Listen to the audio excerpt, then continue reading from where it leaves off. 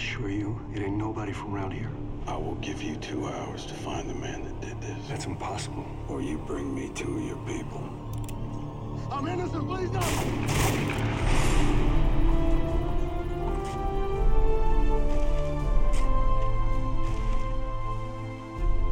Let him rest in peace, Princess.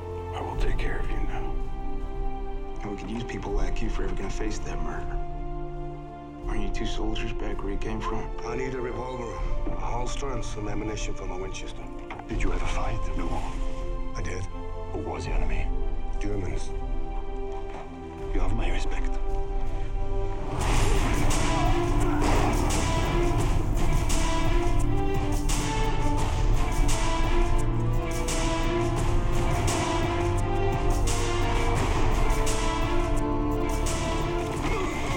You know, we've been hoping, praying for someone like you to come along, save us from our misery.